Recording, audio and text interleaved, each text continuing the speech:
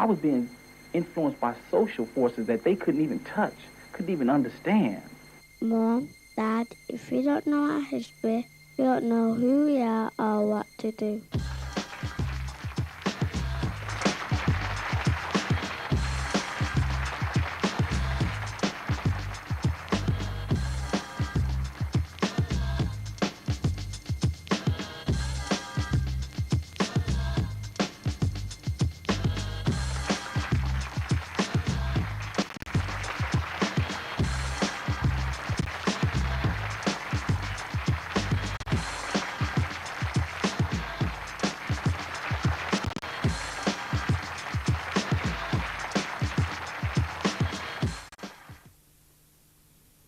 We have here today Professor Wade Nobles, Professor, I even want to read, Professor of Black Studies at San Francisco University, Executive Director. Look, the list is so long, eh? It is so important for you to feel, and also to right now, this is also to the president of the Association of Black Psychologists. I know we have psychologists in the audience and budding psychologists and people who have approached me doing psychology. I say to you, as I say quite openly, affiliate yourselves to the International Organization of Association of Black Psychology based in Washington, D.C., because I tell you, that has been the brick, that has been the backbone for me while I have faced Armageddon. While I have faced Urugu for years and people have wondered, why am I still alive? I have held fast. So I present to you, without any more ado, the one, the only, my mentor, our mentor, Professor Wade Nobles.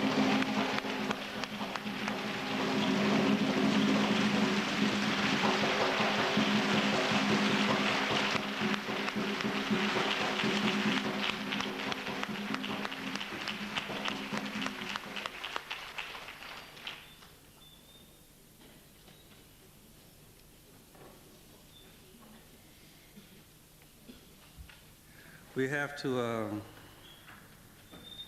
pause and wonder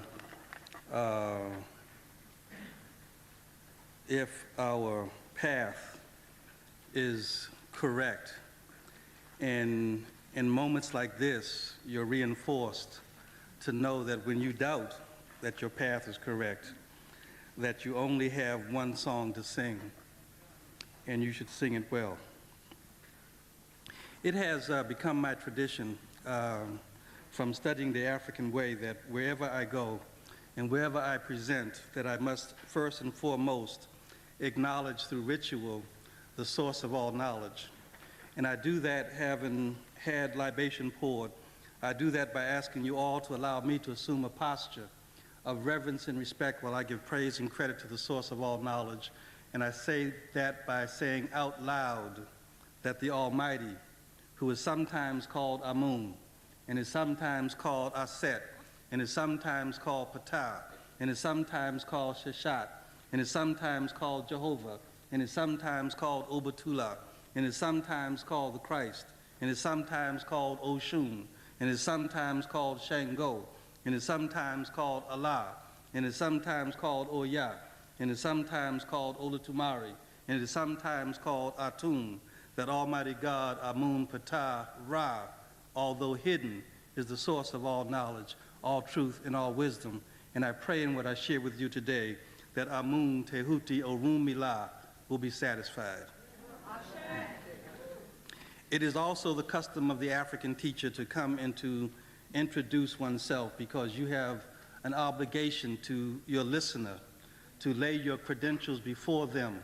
And that gives them the opportunity to either hear clearly or to guard themselves from what you say. And Africa has taught me that one's name represents one's nature. One's name represents one nature.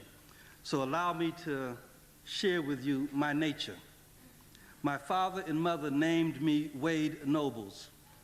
Wade, they named me because Wade is a ability to tread through difficult matter, to wade through difficult matter like mud, snow, or ignorance. My father's name is Nobles, and my parents taught me that noble is a character. It is to have high dignity, high quality, and great esteem. I am also a devotee of Ifa. I am a child of Orunmila. Orunmila is the god of wisdom and intelligence, and Orunmila named me Ifa Bemi, meaning Ifa blesses me. I am a child of Shango, and Shango is the god of war and thunder, and Shango named me Shango Dari, meaning Shango protects me. Oruku mini Ifa Bemi Shango Dari. Oruku mini Waid Nabila. Oruku mini Kwaku Mensa. Oruku mini Wade Nobles. This is my nature.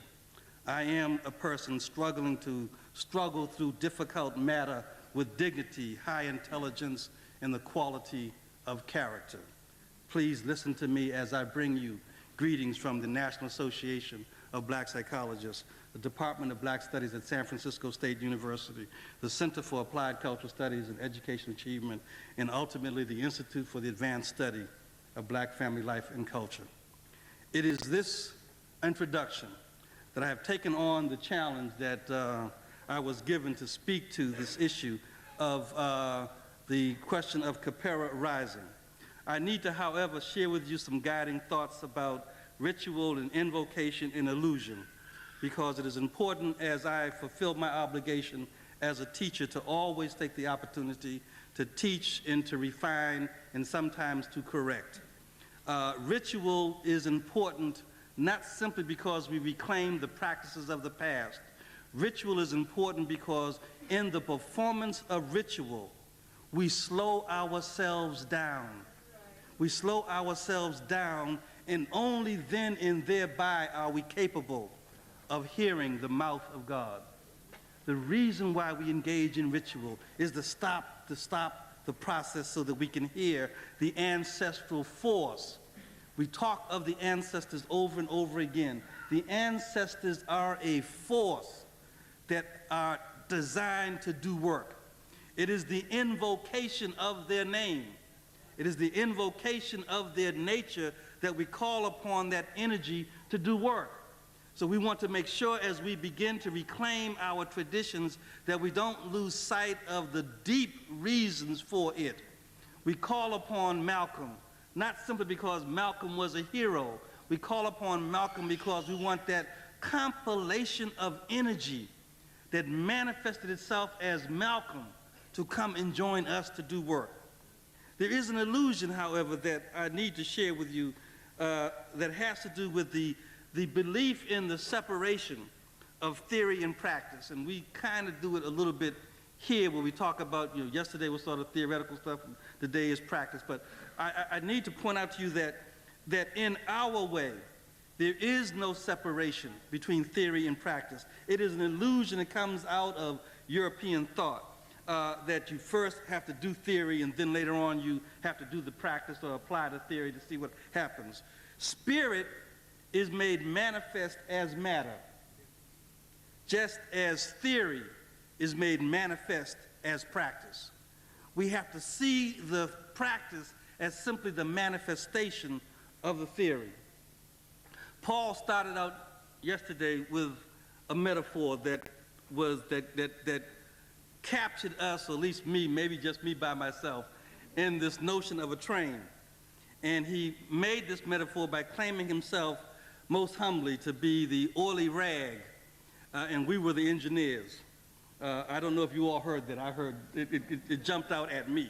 But I want to use his metaphor to try to guide some thinking, because I want to suggest that given my position, I would like not to be an engineer, but to claim the position of the caboose of a train. Now, I say that not to be sort of cute. I say that because in the African tradition, symbolism is most important, not for the icon, but for the deep meaning that's behind it. In the caboose, when we analyze that last car on the train, the booth is a place of respite. The engineers go there to rest while the train moves its track. The caboose is also a place where you keep the tools that are needed to maintain the train. The caboose is a place that you see from whence you've come. You look out the back door, you can see where you've been. And the caboose finally is a place to store the supplies and, most importantly, the schedule of future stops in places you must go to. So I want to claim the responsibility of being the caboose, because I want to try to guide you with some respite from European thought and practice. I want to try to provide you with some tools for how we maintain our reclamation of the African way. I want to try to provide you with looking out the back door to see the vision, the Sankofa. And finally, I want to provide you, hopefully, with some supplies in terms of what are the future stops that we must engage in. Kapera Rising, practical applications for resurrecting Ma'at, the African human principle. Paul was really stretching when he gave me that title. He just decided to put everything in this and just say, now, see what you can do with that, because it is awesome. But in the book of knowing the modes of existence of Ra and overthrowing the serpent Ipophi, thus spoke the Lord, Kaperi-E, Kaper, Kaperi-Ru, Kaper, Kaperi-Ku, M. Kaperi-Ru. Our ancestors said, when I became, the becoming became. I have become in becoming. That is Kapera Rising. When I became, when Africa became, the becoming became. Africa have become in the becoming. It is in this notion that we must begin to talk about understanding and placing ourselves in context, intellectually as well as spiritually. In fact, that probably is a misstatement. Intellectually is spiritually. It is in this context that I want to first do something very quickly, because my brother did tell me that I have no constraints other than time. And so I'm going to try to race every now and then. But I want to share with you that there are two things that I think are important that locates our analyses in our practice. And it has to do with what I'm calling the duality of knowing and being for Africans living in a non-African reality. The duality, thank you, of knowing and being for Africans living in a non-African reality. And in that context, there are two laws that I'm going to establish. I am a scientist, so I can establish law. I have the authority to do that. And so I have established two laws to try to guide the thinking of myself, and hopefully folks will think that my thinking is worth thinking about. And the first law is the law of misknowing. It comes from Neely Fuller's work. And it says very simply and clearly, if you don't understand white supremacy, then everything else you think you know will simply confuse you. Now that is very deep, because sometimes the white supremacy comes to us through people we love. Our wives, our husbands, our parents, our teachers, people very close to us. But if we don't understand white supremacy, then everything else you think you know will simply confuse you. As practice, this translates directly to a psychic confusion. It says that Africans are haunted every single day of their life by the moaning question, how can I be white? How can I be white? Because the white supremacy confuses us, and we believe that our goal, our destiny in life, is to be white, and to be some version of what white gives as a credential of what it is to be human. The second law, and I think is more important, but I don't want to go there in terms of what's more and what's less. But the second law comes out of my own work, and it's the law of non-being. And it says, I hope as clearly, that if you don't exist according to your African essence, everything you think you are will only be a diminishment. You could be the Prime Minister of England, but if you don't be Prime Minister stuff, according to your African nature, then being the Prime Minister will be a diminishment of you. We have to understand the importance of our African essence, our African nature. It also translates to a practice that says the question is, you will never, and this may, I hope not, but this may shock some of you, you will never be white.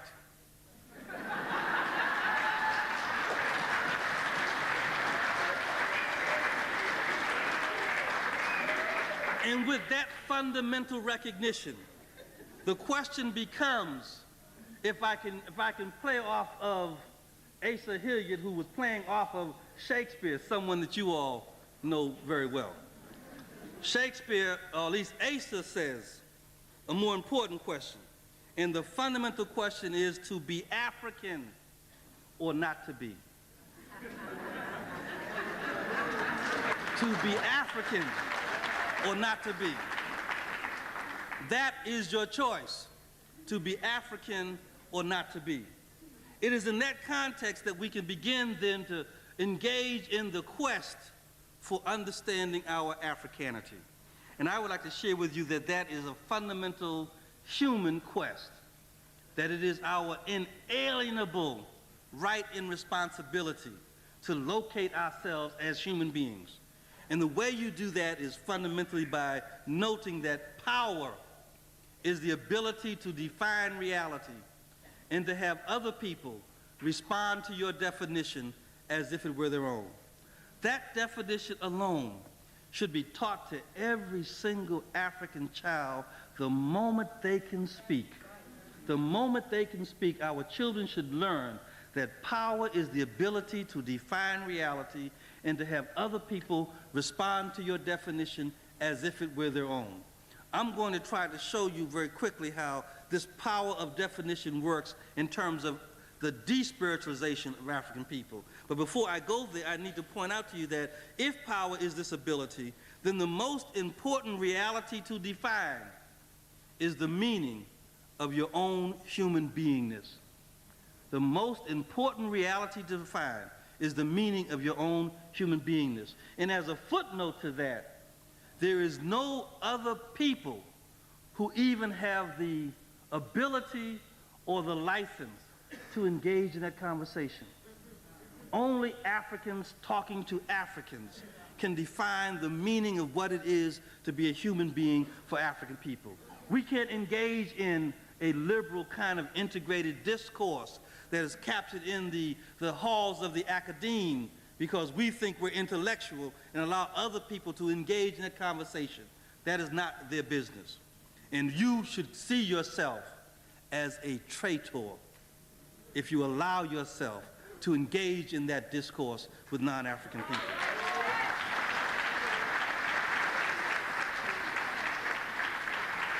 This notion of finding the humanity of African people is unfortunate because we shouldn't have to even go into this, but because of some systematic destruction, we must. And we must not deny that it is real. In fact, Marimba's work becomes informative in terms of clarifying what, in fact, has been the forces that have damaged us.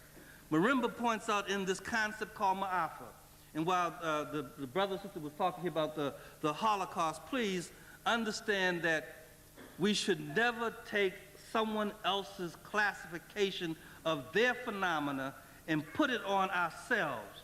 We do a disservice to them and we vulgarize ourselves. The Holocaust, for whoever it was for, belongs to them, and they should have it. And they should have great discussion and debate about whether it was and how it was, etc. But when we engage in, just say, in the Black Holocaust, we literally engage in crayon intellectual analysis. We simply take a crayon. If it's brown folk, we take a brown crayon and color it brown. If it's black folk, take a black crayon and color it black. We are far greater than that. We don't have to do that kind of silliness. That in fact we should be about the business, and we as scholars should be about the business of retrieving concepts and constructs that represent our reality so that we have clarity about our position. And Ma'afa has helped us with that. She has suggested that the Ma'afa is a great disaster of misfortune and death and destruction beyond human comprehension and convention. It is that beyond human comprehension and convention that is important, because when you examine the historical treatment of African people by non-African people, particularly the Europeans and the Arabs, you get into the realm of beyond human comprehension and convention. But the critical feature of the Ma'afa is the denial of the validity of African people's humanity. Now that is so critical, because everything that touches us, that we misunderstand as discrimination, that we misunderstand as racism, that we misunderstand as oppression, are simply tactics designed to invalidate our humanity. The play that the brothers were just talking about, that play, even though the warped mentality of the brother who wakes up with the wrong inspiration every morning, that play is not about no freedom of the creative spirit. That play is not about this bullshit about if you can't laugh at yourself, then you are less than human. That play is a subtle and subliminal attack on the validity of our humanity. And that's why this becomes death in life struggle. This is not just academic masturbation. We are struggling for our humanity, and the analysis must be at the level of that wage battle. Because if our analysis doesn't reach there, then we miss the boat, and we end up spending years and years, as we have, trying strategies that never get to the right issue. It is this denial of the validity of African people's humanity that is accompanied by a collective and ever-present total disregard and disrespect for African people and people of African ancestry. Everywhere you go, it does not matter.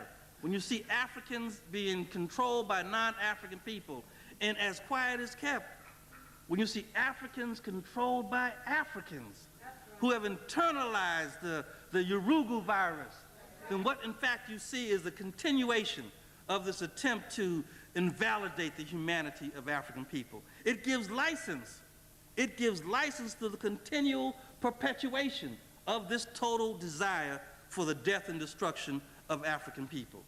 It is in fact Frantz Fanon who pointed out to us that every generation must fulfill or betray its mission. What is our mission? Because if we don't understand our mission, then it becomes academic. It becomes non-important in terms of the mission of fulfilling it or betraying it.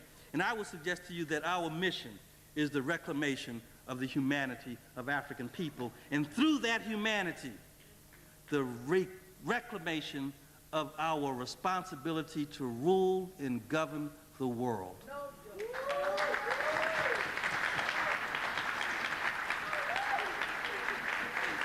Our mission is not to develop a Saturday program. Our mission is not to develop some job. Our mission is not to make ourselves palatable so that the Queen's service will accept us. Our mission is to develop the attitude and the inspiration that allows us to engage in reclaiming responsibility for the way in which the world operates. That's our mission. Now, we can either meet that challenge or we can betray it. Part of the way in which we betray it is not understanding the forces that impact upon us. And I want to share with you very briefly how those forces work, because I believe that the destruction of African people and our inability to govern in Africa, where we should be governors, we see over and over and over again the wasting of God's natural resources and the destruction of human people at the hands of Africans. We see that in the urban cities in America, and I would, without even trying to be smart, would guess that it's happening here too. So we have to understand those forces of destruction, and I want to suggest to you that they are forces that are designed to despiritualize African people. There are three methods of colonialism that we should keep clearly in front of us as we talk about this notion of despiritualization. Colonialism engages in first the domination of the physical space. The political scientists call that the land question.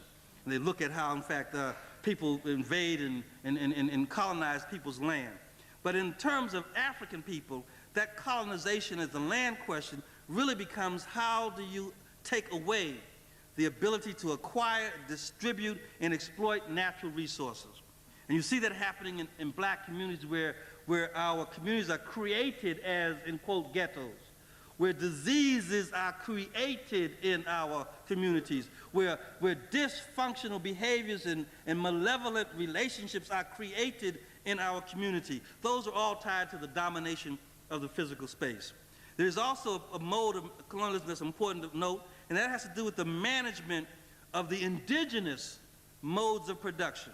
Now I want to quickly footnote that the most important product for us to produce is our children. Now look at the modes of production relative to the raising of our children, and we can see how, in fact, we've gotten into the place we're at because we're trying to raise our children using theories and models and methods that we've inherited from our old oppressor. We want our children to be like, walk like, look like, talk like, act like them. And then we wonder what happens when our children turn around and we see aberrancy in their eyes rather than inspiration. We have to understand that the management of the indigenous modes of production is a colonial issue, and that comes fourth square into the question of education. That is why there's a strong struggle in America relative to African-centered education, because African-centered education clarifies the management of the indigenous modes of production. If we don't produce the methods that educate our children, then we will never, ever reclaim the responsibility for defining what is our humanity.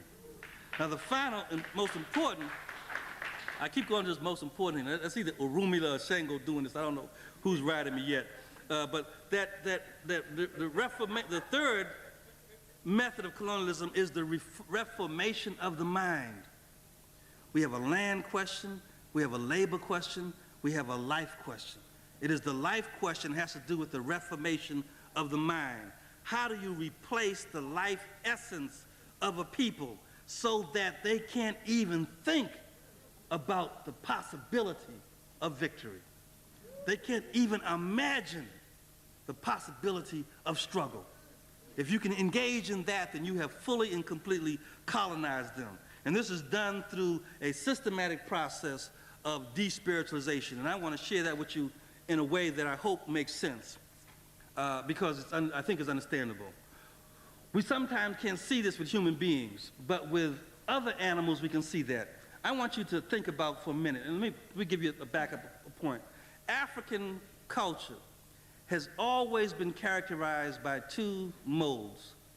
The African way, by two modes. High culture and deep thought.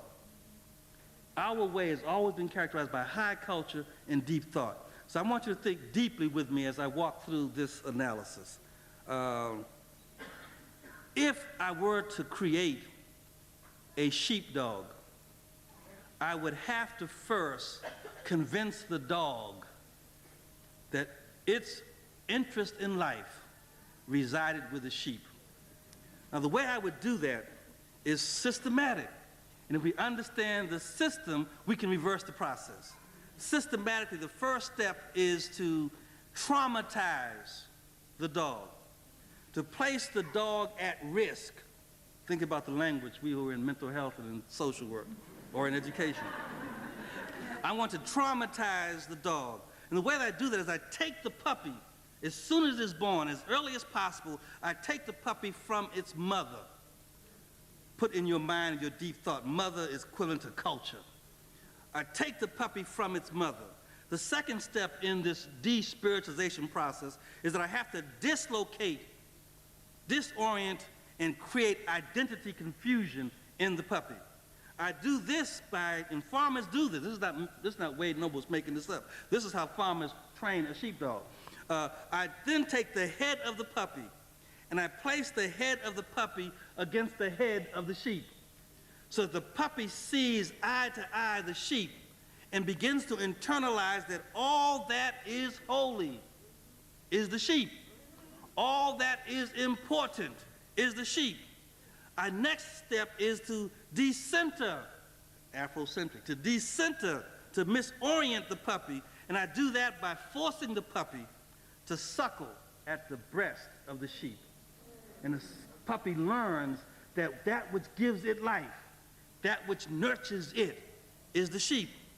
And then finally, I engage the puppy by creating a notion of territory.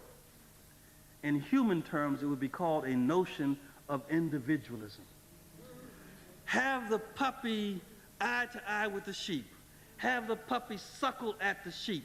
And then, the most deviousness of the despiritualization process, I enter into the realm of the puppy, an old, weakened, sick, scraggly dog. And the puppy's territorial imperative attacks that dog, and I reinforce the puppy for killing the dog. I reinforce the puppy for killing itself, its spirit. Now follow this process. Take a black child and immediately at birth, place them at the face of whiteness. That whiteness sometimes is called television. That whiteness is sometimes called a school book. That whiteness is sometimes called the behavior that we engage in, how we act, all right? Now, I am doing what? I am traumatizing black children. Then I teach the black child that they must, what? Believe that all that is holy is whiteness. All that is holy is whiteness. And so we run. And please, I don't want to insult anybody, but we run from the West Indies to get to England. We run from the South to get to the North in America. We run from black communities to get to white communities because we believe that all that is holy is whiteness. And then I teach through school, through the media, through every single source of information, that you must find your big white tit in the sky and suckle after it. You must get you a job with white folks. You must be like white folks. So you gotta find that big white tit in the sky and suckle after it, because you cannot survive as African people based upon African people.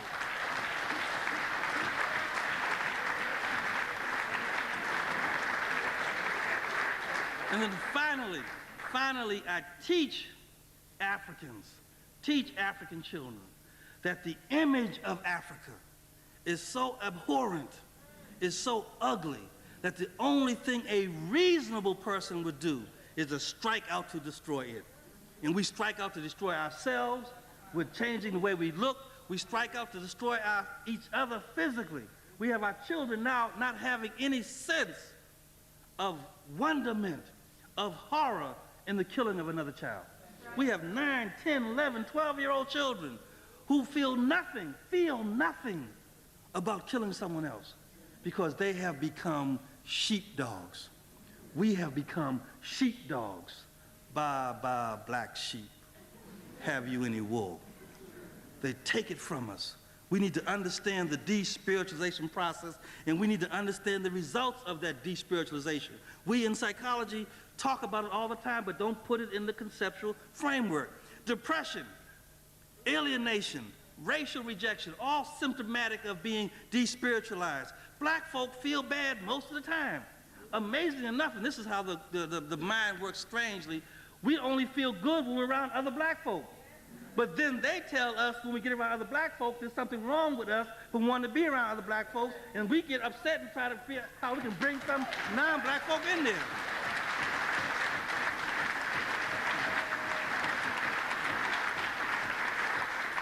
So this symptomology is clear. We can see it as a result of the despiritualization process. Depression, alienation, racial rejection, gender confusion. It's a result of a despiritualization process if you understand your own culture.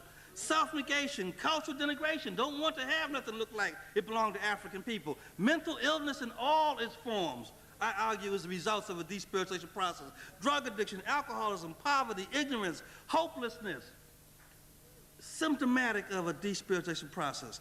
Helplessness, homelessness. I don't know if you're having homelessness here, but in the United States, there are black folk, and this is wild for me. In the United States, there are black folk who conceptually see themselves as homeless, whereas in our tradition, when our spirit was intact, no matter how bad shit got, you knew you could go home to mama. You knew you could steal your ticket, hit somebody in the head and buy you a ticket. But whatever you did, you got yourself back down home south. After you had some spirit, you went back home to mama's kitchen table and you worked it out. Now I want to make a stretch here. Kemet is our kitchen table. When stuff gets rough, you go back home to mama's kitchen table and you sit down and you talk it through and you get a strategy and you understand what was the original plan, what was your original purpose, who do you belong to? And what Kemet provides the African scholar is mama's kitchen table. We go back to Kemet because it is that classical source that tells us who we belong to, tells us what the plan was, tells us where we need to go, then we go back up north and try it again. See, and that's our strategy. We need to understand that we're not homelessness, but because of the despiritualization, the invalidation of the humanity of African people, we got thousands and thousands of black men and women in the United States today walking around saying they are homeless and developing strategies that they've taken from Europeans about creating homeless unions, developing homeless people's newspaper, but putting a little blackness on it so they become sort of hip, and they sort of not realizing that that's not our way. We've lost our way. Apathy, anger, hostility, spousal abuse, black-on-black crime, family dysfunctioning, all these are symptomatic of a despiritualized people. Rampant, I mean rampant, vulgar individualism. Black folks still talking about proud to be an individual. Don't even want to wear black shoes. I mean, real extreme. No sense of community. Symptomatic, so just embracing this notion of survival of the fittest, fear, disunity, lack of direction. This mentality says, I got to go for self and the hell with the rest of you all symptomatic of people who have been despiritualized. We need to understand how this process works. We need to understand it, and the best way I share with my students to see it clearly is in the recognition that culture is the humans as water is the fish. Think deeply about that. Culture is the humans as water is the fish. For fish, water is everything. Water is critical. Water is pervasive. Water is invisible. Water is essential. For humans, culture is everything. It is critical. It is pervasive. It is invisible and is essential. The dilemma that we face is that we're never out of culture, but we may be in the wrong culture. And it's in the wrong culture that causes certain strange things. Let me give you an example. If I'm a fish, there are a couple of kinds. There are saltwater fish and there are freshwater fish. And given the African-American experience with saltwater geechees, I'm going to say the saltwater fish are worth looking at. If you watch saltwater fish in their natural salt water, men and women saltwater fish know how to behave. They know how to conduct themselves. In fact, the saltwater fish men will come to the saltwater fish and do like this, where they're touching each other's lips almost together. And what that really is happening in saltwater fish language, if I can interpret for you, is that the saltwater fish brother is looking at the saltwater fish sister, and he's saying, baby, you so fine, God had to be showing off. Now, what I really want you to see is not the sort of rapping here, but I want you to see is that in your natural milieu, the male principle understands that it has a relationship with the feminine principle that speaks to high regard and deep respect. And so we rap to sisters through high regard and deep respect. Now, when the brother sees the saltwater fish sister swimming down the stream, the brother can look and say, based upon the way her fins is flapping, I can tell that's a sister. Because there's a recognition. What I want you to see is that in your natural milieu, you in fact have perceptual clarity. Understand, think deeply about, don't let the story fool you. Think deeply about the message that in your natural milieu there is perceptual clarity that brothers begin to talk about when we hang out together. And I'm using brothers for what reason? I'm a man. All right? But the analogies can work simply the same way with sisters. But in the context of this, in the salt water, brothers congregate together in schools because the older saltwater fish told them that's their natural environment. When the older saltwater fish abdicate their responsibility, the brothers' instinct is still to hang in schools, but they now call them gangs. They now begin to engage in destructive behavior. But take that saltwater fish, if I can go with this, out of the salt water. Put them in fresh water.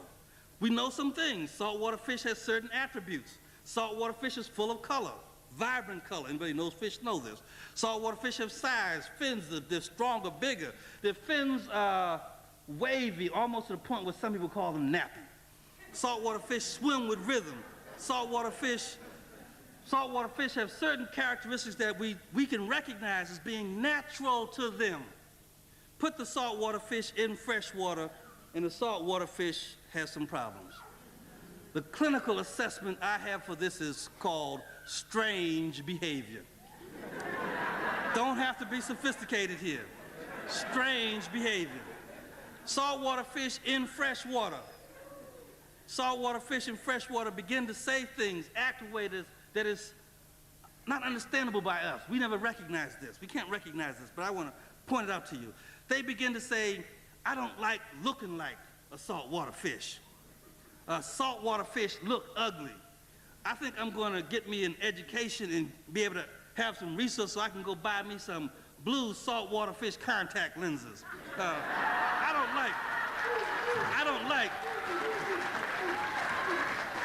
don't like these fins. These fins are problematic. I mean, I just can't do nothing with these fins. I think I'm going to get me some. I'm going to have to straighten these fins out. I'm going to go buy me some Jerry Curl fin cream. I think I'll weave some fin extensions on me. Or better yet, there's something wrong with these scales. I think I better get me some bleaching scale cream and try to lighten this shit up. Saltwater fish start saying strange behavior like, I don't like fresh water. I don't like saltwater fish food. It's too rich. You know, it's just too spicy. I really like this pale and bland food. Saltwater fish start saying, well, I want to live in the freshwater fish neighborhood. Their area seems to be better. It's clearer. It's cleaner. Saltwater fish begin to say, wait a minute. I believe that the problem for us is that the saltwater fish have low saltwater fish self-esteem. We got to do something about this. Saltwater fish begin to talk about there's a problem in our community that the saltwater fish, there's too much saltwater fish teenage pregnancy. And then you start listening carefully. Listen carefully and you hear the saltwater fish men begin to have a conversation that's private and personal. And they start saying things like, these freshwater fish women are prettier than the saltwater fish women. These freshwater fish women are better able to satisfy my needs. These freshwater fish women don't hassle me like them saltwater fish women.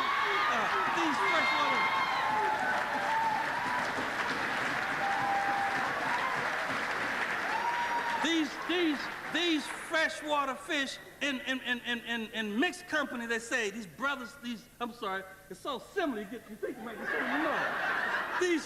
These saltwater fish men in more open forums say things like these freshwater fish women are more sexually liberated.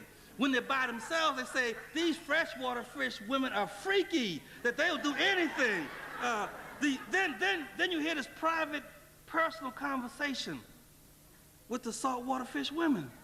Strange behavior. They start saying things like, these saltwater fish men's is shiftless, violent, no account. They start saying things to their little saltwater fish male children. They say things like, you no good like your saltwater fish daddy. You gonna be no account like your saltwater fish daddy. You are dog fish. You are no good. They start saying things to little saltwater fish girls like, you can't trust no saltwater fish men. Don't be connected to no saltwater fish men. You don't need no man. You better go for yourself, girlfriend. You better ask them, what have they done for you lately? It becomes, as a non-fish, I obviously can't understand this. You see, because it is strange behavior. You start hearing middle-class saltwater fish start talking about attacking other saltwater fish. They start saying things like, by golly, they need to pick themselves up by their gill straps. They start saying things like, they need to get off of welfare. It's an embarrassment to me that they would dare need to have welfare. They need to stop blaming freshwater fish supremacy. But there's always blaming that. They start talking about they don't need no affirmative action programs. We don't need no special programs. We can engage in the freshwater fish community based on pure meritocracy and the ability to do what we can do. Middle-class saltwater fish begin to take pride in not being saltwater fish. They say very forthrightly, I am a fish.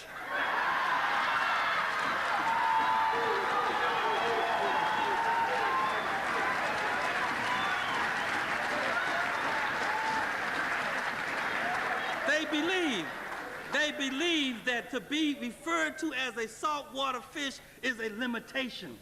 That to be referred to a saltwater fish makes them less than something else. They say, I am greater than a saltwater fish. I don't want to be a saltwater fish poet.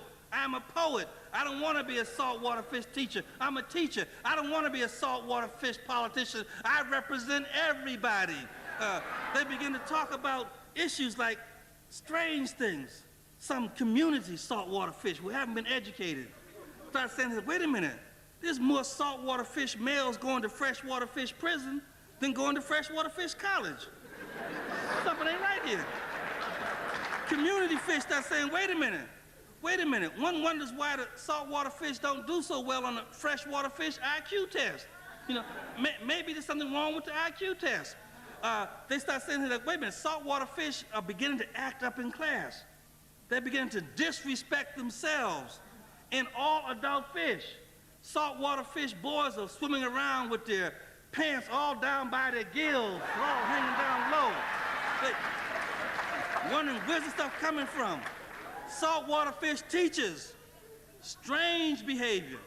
Saltwater fish teachers begin to blame poor educational performance on the saltwater fish children, not on the freshwater fish educational process. They begin to say things like, these saltwater fish children can't learn. They can't learn because they come from saltwater fish projects. They can't learn because the mama's on saltwater fish welfare. They can't learn because the daddy's on saltwater fish jail. They can't learn because the mama's a saltwater fish crack cone addict. They can't learn because too many saltwater fish guppies are having guppies. They need a saltwater fish role model that helps them see that there are some saltwater fish men and women who have acclimated to the vicissitudes and the integrity of fresh water, and they need to match them up so they can learn how to be good saltwater fish in fresh water.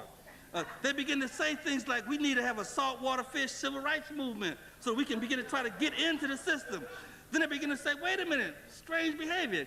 Every time a saltwater fish person gets elected to the mayoralty of the freshwater fish city, everything is going to hell in a handbasket. The city, the area of the pond is laden with crime. There's high unemployment. There's infrastructure decay. There's no economic base. And then they elect the saltwater fish to be the mayor. And they say, now you the mayor, how come you can't change things around? Now you all obviously can understand that we can laugh at this because it's about these fish and it's strange behavior. It's strange behavior. But if we were going to be the healer and wanted to help those fish, there's not a difficult task here. If there are saltwater fish in fresh water and they are engaging in strange behavior, then the only thing you can do with them is not to engage in therapy, not to engage in these socializing programs. The only thing you can do for the saltwater fish is to put some salt in the water.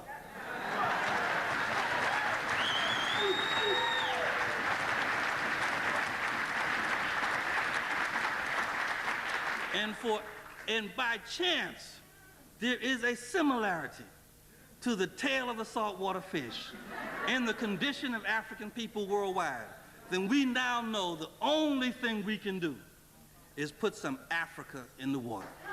We have to put Africa in the water.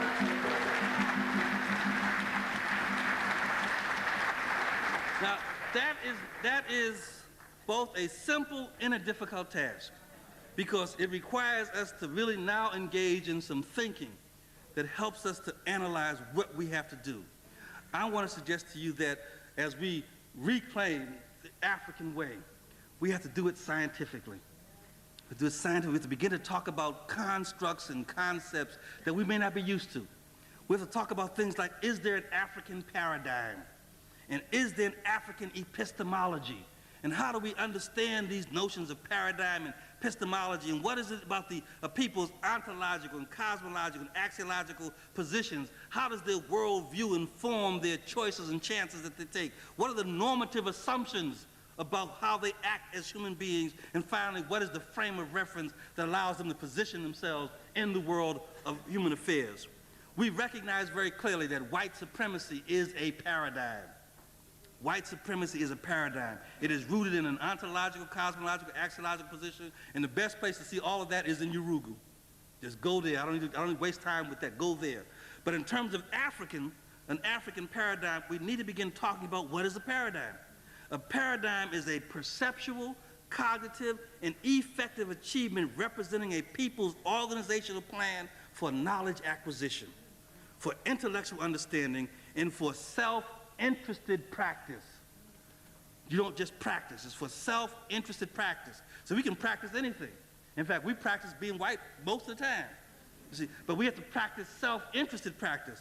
Let me say that again. The paradigm is a perceptual, how you see the world, cognitive, how you think about the world, effective achievement, how you feel about the world, representing your organizational plan for knowledge acquisition, intellectual understanding, and self-interested practice.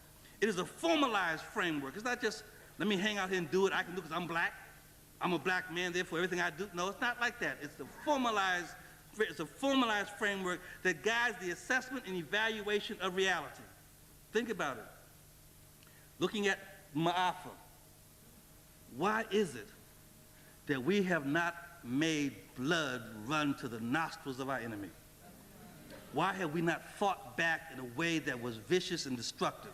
Because the paradigm of our humanity that is African both prevented it, but also the paradigm of white supremacy that made white people beyond reproach also prevented it.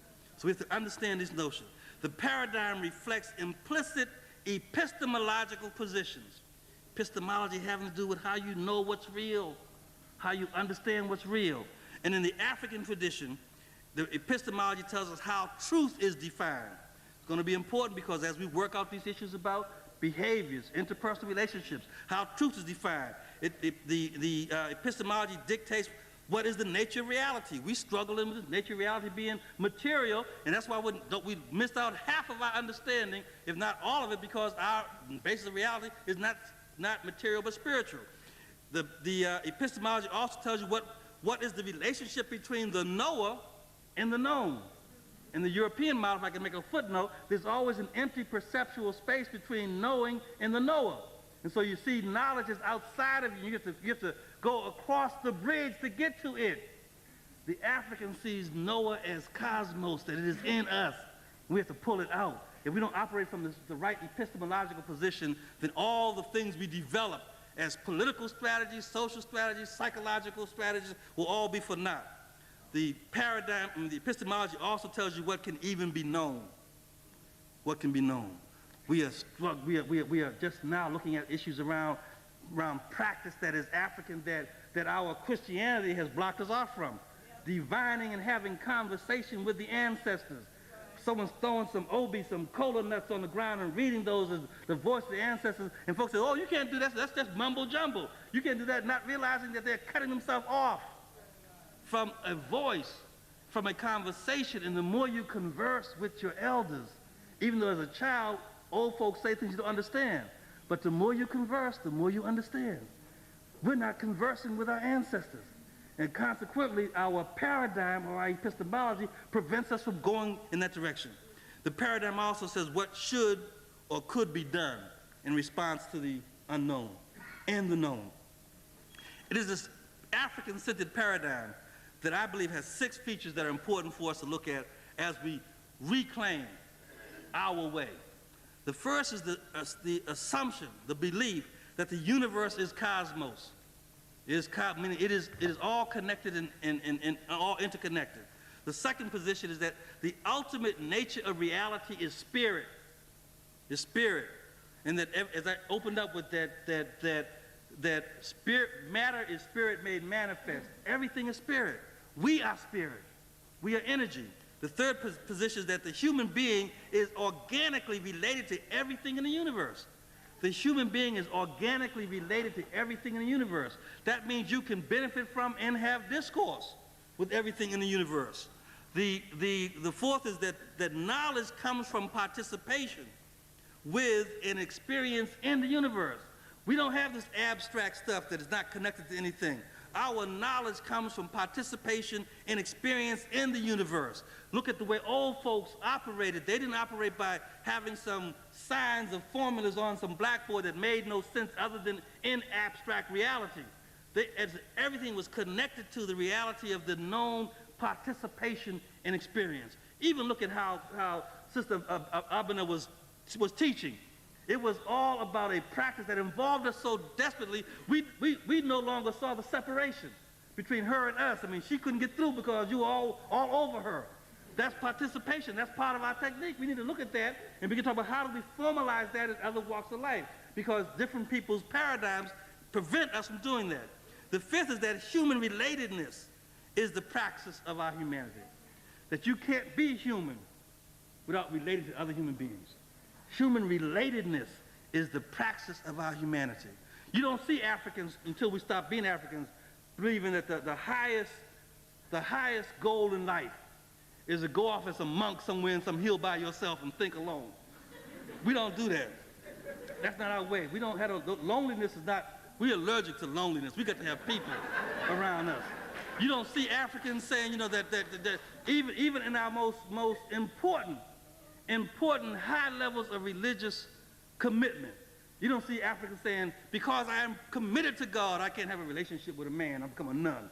That doesn't work with us. We got to have human relatedness. You don't see us separating the human relationship in terms of having some other connection. So we need to look at those and hold those up and study them and think about them and talk about how do we create our society based upon our way, not based upon others. We're gonna have black nuns, but they're gonna have red, black, and green uniforms on. No, we don't have nuns, but that's not our way. See, and we should take a position. That's not our thing. Other folks will be glad to see you go up in the hills and do that. Enjoy yourself. But we don't do that.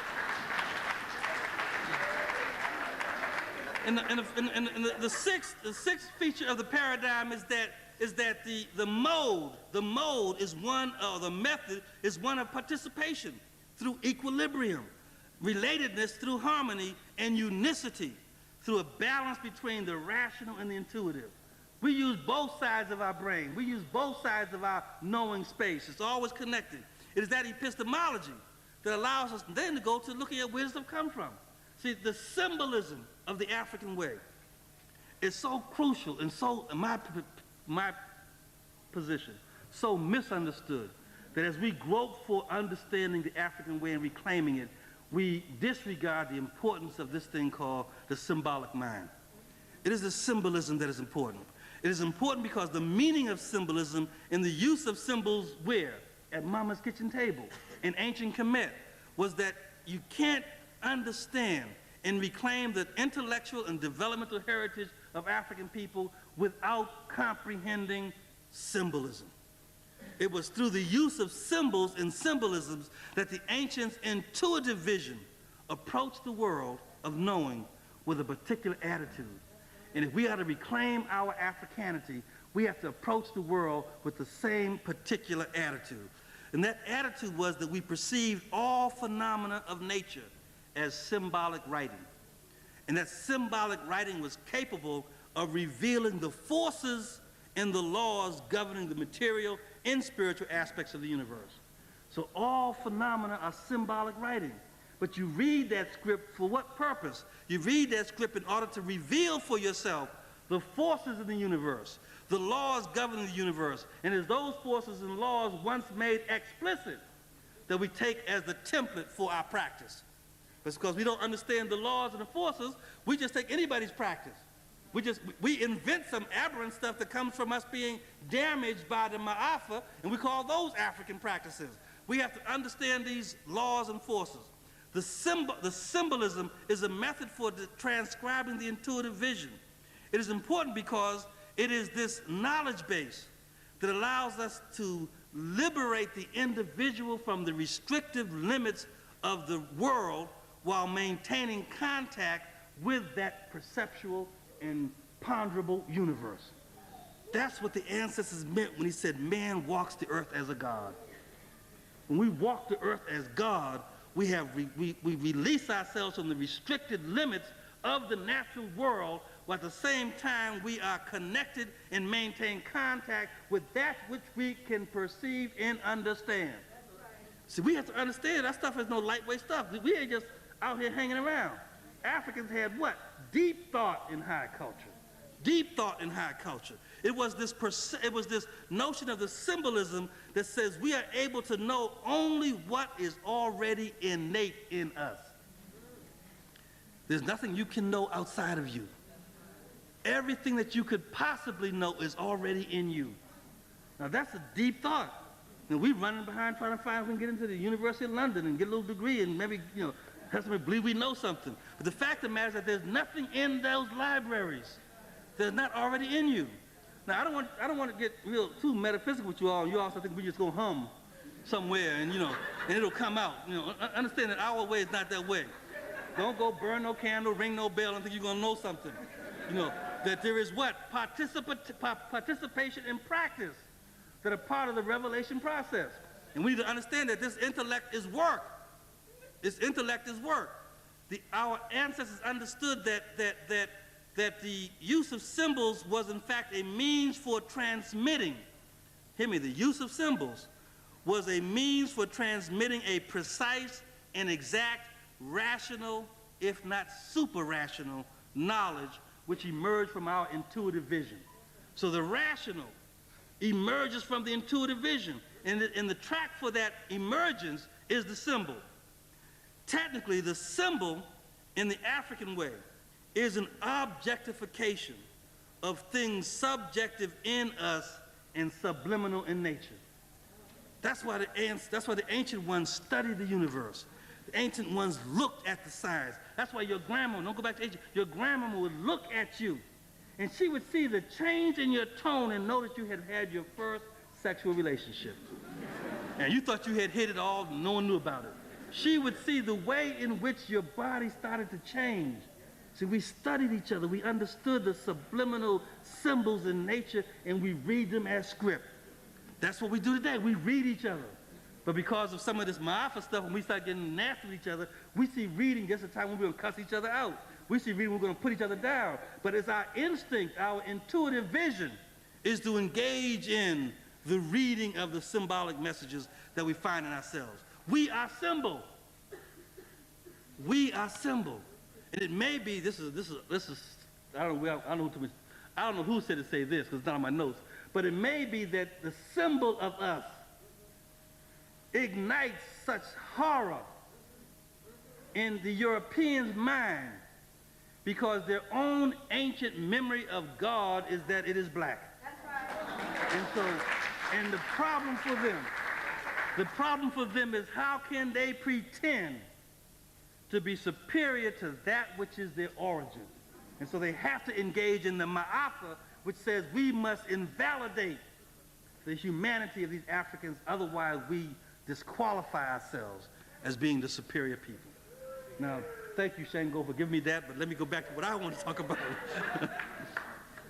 Myth then becomes the story of the symbolism. Myth becomes the story. Myth is not just the stories we read because we don't have a date and we're bored or it's a rainy night and we want to entertain ourselves. Myth is serious and dangerous stuff. And adults should only read myth. You should not let children play with myth.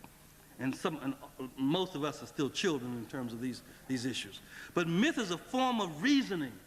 Hear what it says? Myth is a form of reasoning and record keeping that goes beyond logic and history by providing an implicit guide for bringing about the fulfillment of the truth that the myth proclaims. That's why the Europeans, when they started looking at ancient Kemetic myth, started talking about magical papyrus, and that there were magical formulas, because they peeped the whole card and recognized that the way we were using myth was not just to tell a story, but using it as formula to bring about that which it pertains to. Right. And so when you have a myth, you read the myth as a way of what? Fulfilling the truth that it proclaims. In the book of knowing the evolutions of Ra, the god Nebuchadnezzar, records the creation of history, the creation of birth of the gods. And the god says, and I need to read this to you because I want you to think deeply about it. It says, I am he who evolved himself under the form of the god Khepera. I, the evolver of the evolutions. These are bad folk. I, the evolver of the evolutions. I mean, you can't get no rougher than that. I, the evolver of the evolutions, and the developments which came forth from my mouth. No heaven existed, and no earth, and no terrestrial animals or reptiles had come into being. I formed them out of the inert mass of watery matter. I found no place whereupon to stand. I was alone. And the gods Shu and Tef-Nut had not gone forth from me. There existed none other who worked with me. I'm the one in charge here. I don't have no help. We get some white people to help me. You know, we can find me some white people. No, that's not our way. He said, I laid the foundations of all things by my will. By my will. And all things evolved themselves therefrom. I united myself to my shadow and set forth Shu and Tef-Nut out of myself. Thus from being one God, I became three. First Holy Trinity. Shu and Tef-Nut gave birth to Nut and Seb, and Nut gave birth to Osiris, Horus, Sut, Isis, Nephthys, at one birth, one after the other, and their children, us, and their children multiplied upon the earth. The myth is a formula that allows you to reveal and fulfill the truth that it proclaims. This myth says the truth of us is that we are God, that we are the Spirit, and that we need to walk this earth as spirit. We need to understand that the essence of God in ancient thought is that the essence of God was thought, will, and command, intent. And intelligence becomes will and intent. Or more clearly, intelligence becomes the will to have your intentions done. That's when you're an intelligent being, when you willed for your intentions to be done. And the essence of Ptah, divine intelligence or will and intent, becomes, in the sacred text, in the form of Atum, there came into being heart, and there came into being tongue. But the supreme God is Ptah, who has endowed all gods and their kas through the heart, which appeared in the form of Tehuti, both of which were forms of Ptah. The heart then becomes an organ which conceives thought. Think about the misconception here. We're taught, you and I, that your thinking is all in the brain. We can find maybe one cell somewhere, we can pull it out and maybe make you think better. We got to find a smart cell in our head. The ancient ones said the heart is the organ which conceives thought, and the tongue is the organ which creates the conceived thought as material, phenomenal reality. Same thing we see occurring 1,000 years later when the ancient Dogon talk about Nomo. Nomo, the power of the word, that I conceive it in my heart and I speak it and make it real. We used to counter white supremacy by saying to our children, you my black child, you my sweet baby. And just the ability of a mother's voice, her tongue, to say that was the balm that soothed the horror and the hurt of white supremacy. Now we have black mothers, I think all over the world, walking their children, call them little out-of-the-world names. You little bitch, you little bastard, you no good. And I mean, we don't understand the power of our way. We don't understand our epistemology. We don't understand the paradigm that creates the essence of who you are based upon what is said. It is this notion, these ideas of heart and tongue, that later become the instruments for healing in the African tradition. But the signs and symbols of ancient Kemet are interesting ones. Death does not become the end. Death is simply a change, a metamorphosis from one state to another. That's why we in death saw the necessity of having ritual that slowed us down so we could open ourselves up for the passage into the next life. That's why we invented practices where we would place things with the dead body they could use in the afterlife. I tell my brothers that when I die, make sure you have a book and some fried chicken in my casket. I don't want much. I don't want much, but there's some things that are important to have for the next life. Decomposition, polarization. Polarization is an interesting one because it got so misconstrued. And see, these are attributes about our way. Polarization was talked about in the symbolism of a plant. And when you see the plant, that the bud is the polar opposite of the root. But Europeans saw that as polar opposites being in opposition to each other. The ancients taught us that the bud, the flower, is striving toward the sun, toward light, which gives it life. And the root is striving toward water, which gives it life. They have the exact same direction. They're not polar opposites. Polarity in the African tradition does not mean opposition. It happens to do that they're different directions going in the same place. And you look at all the symbolism of the African way. The Akan talk about the alligator that has many heads and one belly, all having different minds, but all minds being responsible for the nourishment of one destiny. And then later on, we see this young black man rise up out of Jamaica and speaks out of the mouth of the ancestors and says, one God, one mind, one destiny. Where'd it come from? See, he didn't read that in no British book. You see what I'm saying? That we pulled from something. We pulled from our way. So these attributes become important. One could look at the Osiris drama, which I can't go into because I'm concerned about time, but the Osiris drama of the reconstitution was a reconstitution of life symbolized by the responsibilities of the masculine principle and the feminine principle. And when I set in Nephis put the brother back together, that was not a sign of two sisters worried about the man. And some fraternities, I was talking about the last part of the body they couldn't find was the penis, and so they made a golden penis and all of it. That's all. Don't get confused by that. The deeper meaning of the symbolism is that the process of reconstruction was stepwise. That first you put the skeleton, that's what sisters did. They put the skeleton back together, meaning you must have structure. You must have structure. Then they engaged in re-knitting the members, the ligaments, so that there was what? Motion and movement, meaning that you can have structure, but if you have no purpose, you have no direction. And so the re-knitting of the members became a way of symbolizing that we have to have purpose as African people. And finally, almost finally, the sister hovered over the brother, laid him out on his back. Brother probably was smiling. Out on his back, and she hovered over him, and she revived the corpse with a kiss. She revived the corpse that simply getting a kiss from the sister enlivens the black man. We need to understand the meaning of that. It's not just about sexual relationships. It is about a destiny that has to do with the responsibility of the male principle and the feminine principle coming together to determine direction and purpose in us as African people. If we don't reclaim this kind of deep thought, we lose it. It is in that same kitchen table that the ancients told us that there was a scene called the psychostasis. Everybody knows about it. It's the scene where the two balance scales of the heart and the feather of Ma'at. Everybody talks about the feather of Ma'at, but what we miss in that analysis is that the psychostasis was really about the scribe Hunefer, and it was about his burial, but it represented a dramatization of human consciousness that says that the first African psychology was the recognition that illumination and judgment of the human spirit are the responsibility of the psychologist. And it's the responsibility of the psychologist as a field. So we see psychology as a field or profession. But each of us is a psychologist in the sense that each of us is responsible for understanding the illumination and what we do to participate in the illumination of the human spirit. And each of us is responsible for holding us accountable for judgment. It's this judgment part that we don't like.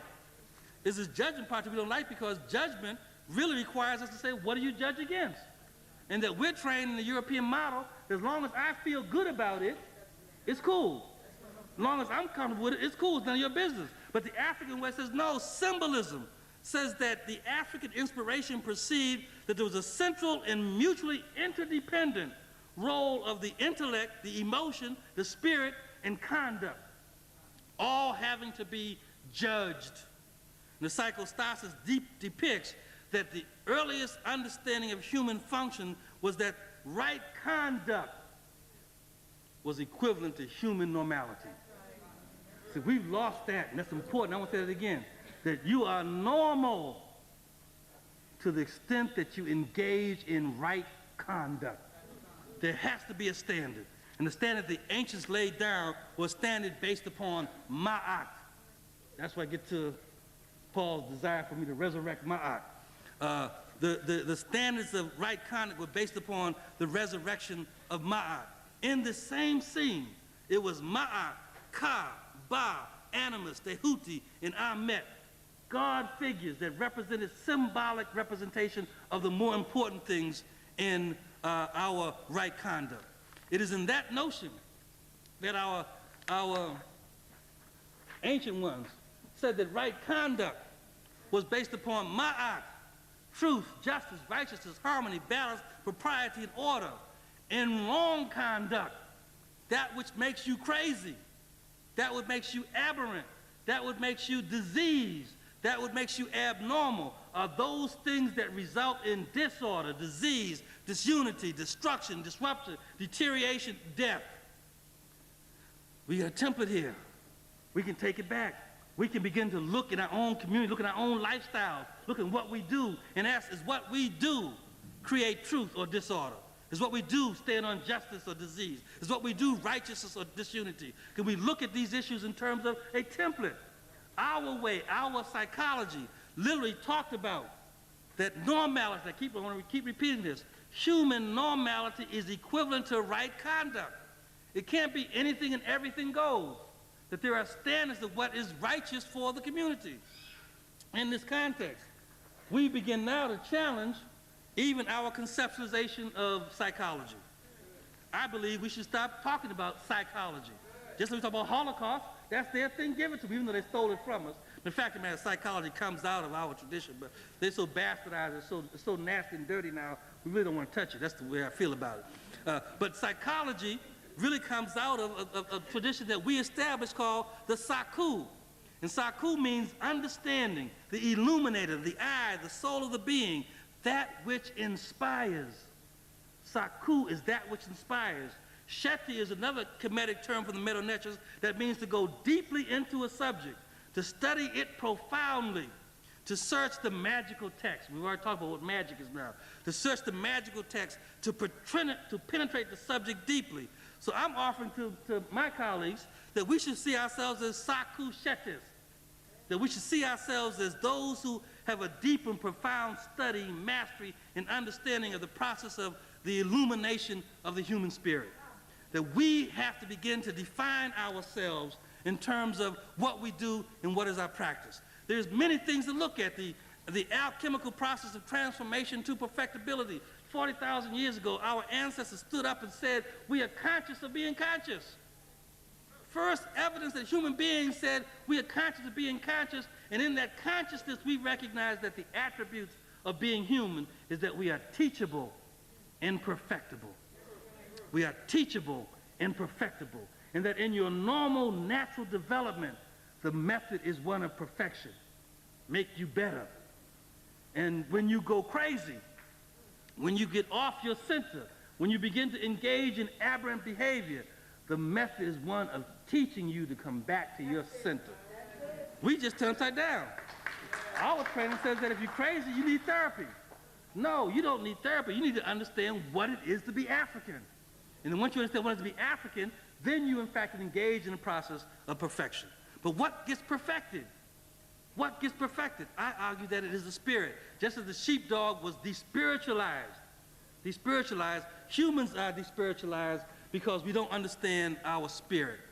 And I'm offering again, mainly because that's the kind of work I do. I developed theories and concepts that we cannot talk about spirituality because spirituality pertains to having the quality of being spiritual. Like I can sing the gospel. I have that quality, that ability.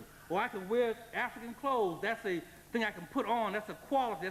That's an adjective. It modifies my appearance. Spirituality is in the same context. But a term I'm inventing now. I'm inventing this term. So you don't have to take it, but I'm going to argue that we need to talk about a term called spiritness. And that spiritness pertains to the condition of being a spirit. That's different from having the quality of being spiritual. It is the spiritness that is critical because in spiritness, we recognize that spirit is the energy, the force, the power that is both the inner essence and the outer envelope of human beingness. It is as deep as you can go and as far out as you can go. It is the energy, the spirit that becomes spiritness, and therein serves to ignite and to enliven the human state of being. That's why when we get so oppressed, we look dead. We look dull. There's no glitter, there's no gleam in our eye. It's because the spirit has been deadened. It's no longer enlivened. Human beings experience their spiritness simultaneously as a metaphysical state in an ethereal extension or connection into three realms, into the realm of the superworld, the realm of the deities, the orishas, and the interworld between each other, and the inner world between oneself. So when I connect with my woman, it is a spiritness that drives that, because the connection is not just because she's fine. The connection has to do with that inner connection of our world. But that inner connection with myself and my woman is the same connection as I have with the divine, as I have with myself. If you can hold that for a minute, the connection I have with myself is the same as I have with my woman, then what I want for myself, I have to want for her. I don't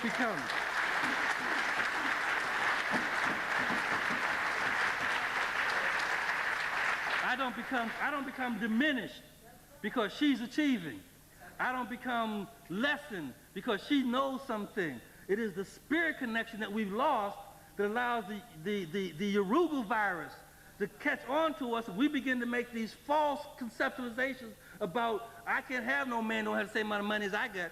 You know, I can't have no man that just came out of jail. I can't have all these I can't have that don't understand that none of those achieved attributes have anything to do with who you are. It has to do with the touching of the spirit or the touching of the heart, which I hope I'm going to get to in a minute. Where's Paul? Huh? He's gone? Oh, you're telling me? Thank you. My eyes on my side. I ain't worried about Paul. He's just Horace.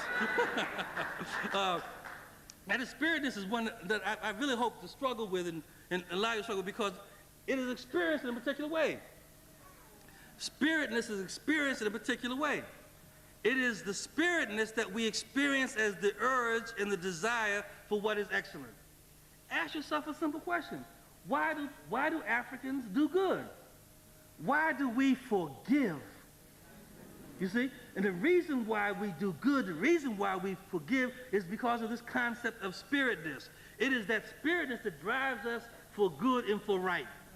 If you look at the way your mama raised you, the way your grandmama raised you, you see the spiritness of it. It is the spiritness that makes for ethical character and conduct. You know, do the right thing is not just sort of, you know, Spike Lee's story. Do the right thing was ingrained in us so that we had responsibility for the 14-year-old, had responsibility for the 12-year-old, who had responsibility for the 9-year-old, who you saw the 6-year-old trying to hold a little baby in their arm, because that whole hierarchy was based upon this notion of spiritness. Spiritness also is the desire for order and beauty. Where do we get God don't like ugly? That saying doesn't come out of a vacuum, out of ether. These sayings, these proverbs, these notions come out of our epistemology, comes out of our paradigm. And this notion of order and beauty, that in fact you are not beautiful by the way you look, you are beautiful by what you do, how you conduct yourself. And so people say he's got an ugly spirit. He's got an ugly spirit, and he may be the finest thing out. But people say he got the ugly spirit because they're reading something that is deeper than just the outside external force. Spiritness also is the emotional sense of divine agency. The sense of divine agency, that the universe, cosmos, is in fact divinely governed. And that no matter how educated I get, I'm a chemist, I'm a physicist, I'm whatever, when stuff gets real crazy, and I can't explain it based upon the theories of the material world, as an African, you see, the African will always resort back to the divine. Will always, even no matter how, I'm a Marxist, I'm an atheist, all this shit get real bad, brothers start calling on somebody higher than them. See, that's that divine agency. And we understand that divine agency has a role in human relationships. That's that notion of right conduct and normality. Right conduct is normality. The idea, number 10 up there, the idea of a magnetic pull away from mere animal, physical existence toward that which is higher, nobler, better, more excellent. That instinct when you are repulsed by the vulgarity of certain relationships. You say, well, you're just not sophisticated. You just, you don't, until you walk in my shoes, you won't know what it's like. No, this shit ain't right for me. I don't see it, don't look right, don't smell right, don't taste right. It ain't for me. That attitude that you have comes from something. So you weren't taught that. You can't go back in your own minds, your own history and say, wait a minute, someone taught me not to like this. Someone taught me to like this. No one taught you those things because they came ingrained in the genetic code of your spirit. They came ingrained in the genetic code of the spirit. And it is literally a magnetic pull. And what is the magnet? The magnet is the divine. The divine is not up in the sky now. The divine is inside you. Divine is that spirit in you. It is the importance of this spiritness is fundamental. I argue in the writing that I'm doing that when a person or a community experiences congruity, connection between the super, the inter, and the inner realms of spiritness, that the sense of human integrity is achieved. Now, if they can break you off from the super, or they can break you off from the inter, or they can break you off from the inner, then you have no sense of your own human integrity. Look at how we act. Look at how we act. We engage in behavior that does not qualify us as being human beings. And the reason why we engage in that animalistic behavior is because what has been cut is our relationship to the divine, our relationship to each other, our relationship to self. It is those connections, the congruity between those three realms, that the sense of human integrity is achieved. And it is only when one has a sense of their human integrity that one has the instinct. And I'm retrieving that term. You know, we scientists are sophisticated. We don't believe in instincts, supposedly. But instinct is a good thing. Instinct simply is the magnetic pull towards the divine. Instinct, one has the instinct to resist dehumanization.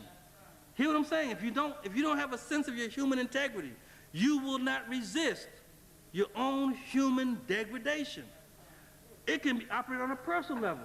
Men who dehumanize women and get women doing all kinds of doggish things. If the woman doesn't understand and reconnect her own human integrity, she will rationalize that is a sign of love. That she does anything, I do anything for my man. No, you are a beast. He's a beast for making you act like a beast. But you can't see yourself as a beast unless you understand the concept of human integrity. And human integrity comes from the congruity between the super, the inter, and the inner realms of spiritness. It is also this human integrity that gives you the capability to even contemplate human liberation. See, I would argue that many of us Afrocentrics who talk about human liberation don't believe in its possibility. It's just our thing. It's our rap. We just do that. And the reason why we don't believe in the possibility of human liberation or the certainty of our victory is because we have not contemplated and reclaimed the humanity that Ma'afa is attempting to destroy. That we, in fact, are human because we are African. That you can't separate them. To be African or not to be. To be African or not to be. This spiritness becomes critically important issues. It is, in fact, this notion that challenges us to go back to the African way and to look at it and research and contemplate some concepts I argued and literally got it from Marimba that we should begin to reclaim African terms, to use those as the categorization and the classification of our phenomena. And Paul, you were talking yesterday about wanting to rename the conference, and the Makongo people talk about something called the Kukanga, K-U-K-A-N-G-A. And it is the institute that folds and ties, unfolds and unties the principles of knowledge. Is that what we're doing here? We're folding and tying, untying and unfolding the principles of knowledge. So maybe we should start having some Kukanga meetings where we begin to talk about that we're coming here to unfold knowledge, to lay out the knowledge so we can best benefit from it. But also the Makonga people talk about the birth of a child as being perceived as the rising of a living sun. That the child is energy, and that its birth into the upper world is the rising of a living sun. And that each of us has self-healing potential. It's called Ngola Sandia Kina. Ngola Sandia and Kina. Let's take that notion. If we begin to play around as we as psychologists or Sakushetians, begin to talk about that there's self-healing potential in each of us, and that we are suns, we are energies, we are rising suns, then the healing process may simply mean how do you connect up with a battery that re-energizes your sunness. How do we do that? Now, that's not breakthrough stuff. Think about the way your folks used to do. Somebody got sick, folk would come to the house, sit in the room with them, rock and roll, humming, singing, but be in the sick room because they were passing the sun to the sick. We didn't understand it because we African psychologists didn't understand our own way. We're still busy trying to think about some cathartic thing that had to do with the ego diffusion or something. But you see, so we were way off course. But we need to go back to seeing our way. This notion of ngulo, energy, self-healing power. Each of us has self-healing power. But that self-healing power in the paradigm we talked about can only be ignited when it is put juxtaposed with a power that has more energy. That's what the healer does. The healer awakens the spirit. The healer awakens the spirit and talks to the self-healing power. The Akan talk about a concept of self-control that they call Neye Hodu. Neye Hodu. It means check, restraint yourself. What happens when a brother jumps bad at you? At least a little while ago in the United States, someone come at you wrong, you say, check yourself. You better check yourself.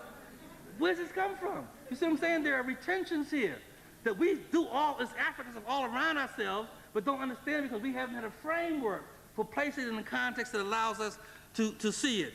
The Akan also talk about a concept. Remember, right conduct equals normality, human normality. The Akan talk about a concept called Efe, E-F-I. It means a filthy, immoral life. And that there are things you can do to defile yourself. We need to understand those things. It's not like I can do anything. I can't do anything and be a normal human being.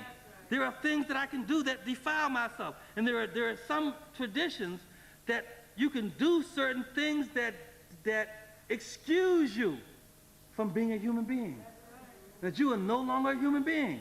And so what people won't even relate to you because you have done such vile things that you're no longer human.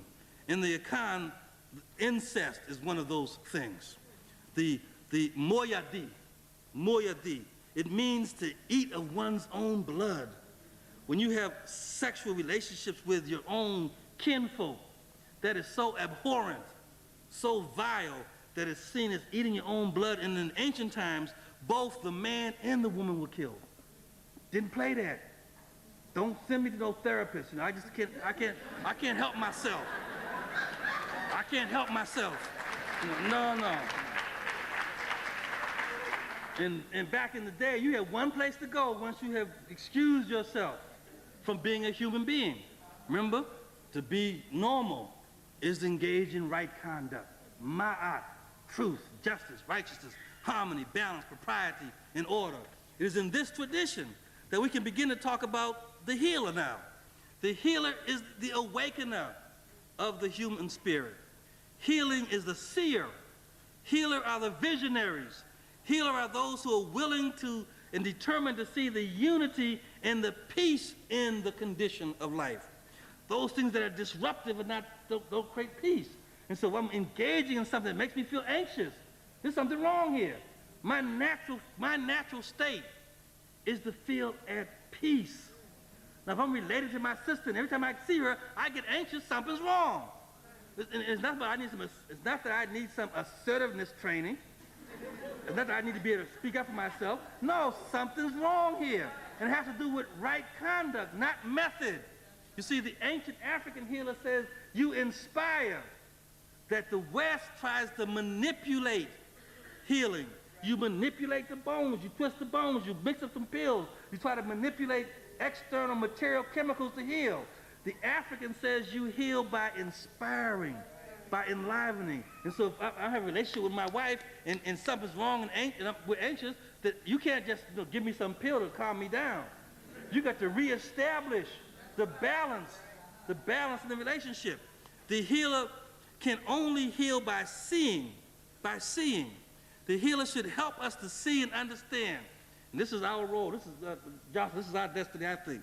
The healer should help us to see and understand that every single moment of life, every aspect of our being, of our relating, whether it be intimacy or abstract thought, must be consistent and aligned with our core being.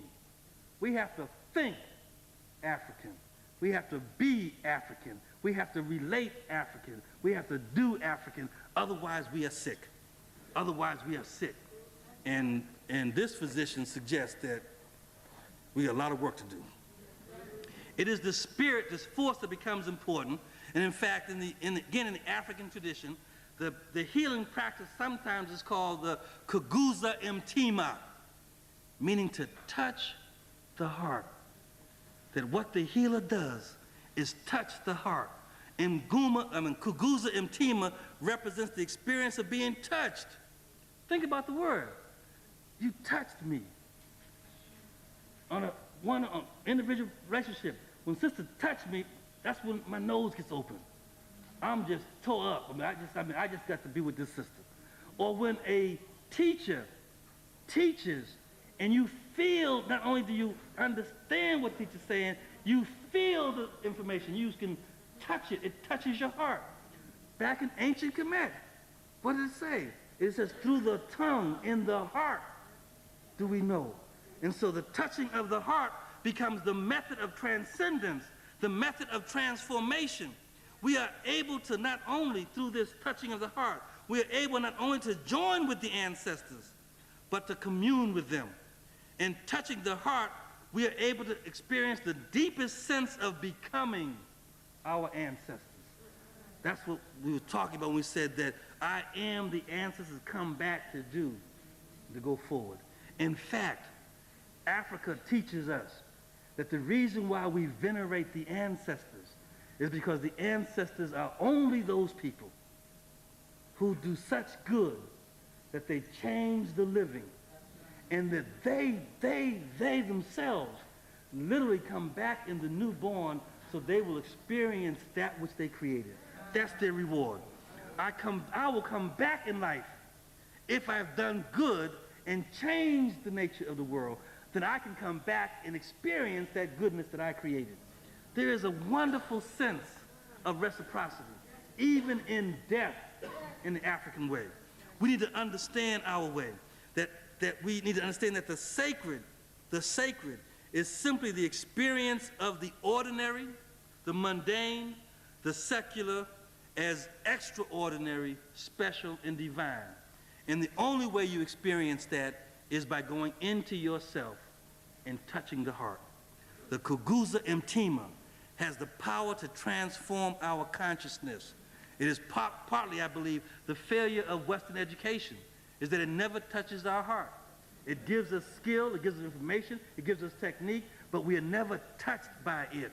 We're never connected by it. And that may be what we were talking about in the black colleges in the United States, that the black colleges unknowingly creates an environment where children are touched by their hearts, as well as the stuff where they're growing trying to be like white folk, but they're touched their hearts. The Kaguza Mtima is the power to transcend ordinary existence. That's the magic, the magi, if you will, of the African way. It is that notion that the highest healing work for the African healer is to heal the whole community and not the individual patient. To heal the whole community. And we do that by reclaiming and reaffirming our own cultural essence, our own cultural integrity. And reclaiming it, we're able to draw upon a source of energy that ignites and enhances our spiritual, mental, and physical well-being. And once that is done, then we are guaranteed of human liberation. We will never be liberated as African people until we touch the hearts of African people. We will never be liberated as African people until we draw upon that source of energy that ignites and enhances our spiritual being. And I think the process is one that can be done simplistically. We can re-spiritualize the teaching process. Re-spiritualize the teaching process. Remember that it's upside down? That little crooked bothers you? Is that better? Remember, I suggested to you that the ancient Kemites said that the attributes of humanity is that we are teachable and perfectible. I didn't talk about the perfecting process because that at some time, but that's a process of our normality. We've been damaged. We've been hurt. We've experienced a rupture. So we need to focus on the teaching aspect of us. And this re-spiritualization of the teaching process says that African-centered education is to be successful if we have identification, internalization, and institutionalization. By identification, we simply mean the teacher. But put it in teacher, put parent, put boyfriend, put anybody who is a minute older than anybody else. Our protocols of eldership require that if you are a minute older than someone else, you should be in a teaching relationship with them. The teacher must have full knowledge and understanding of our spiritual, moral, philosophical, aesthetic, linguistic, scientific, economic, political, and family ideals. There's work to be done here. It's not just come to a conference and hang out for a little while and we get some information, we go back and we had a good time. There is serious work to be done in terms of the reclamation of the level of information and knowledge we must engage in. The criterion is authenticity, not blackenized white folk stuff. Authenticity, that's a term we should recognize and deal with. Is it authentic? Is it authentic to African people? And I would offer you that the criteria of authenticity is that is it predictable from and consistent with our cultural deep structure? Is it predictable from and consistent with our cultural deep structure? Internalization. We got to not only rescue and reclaim knowledge, we got to incorporate that knowledge in our lifestyles.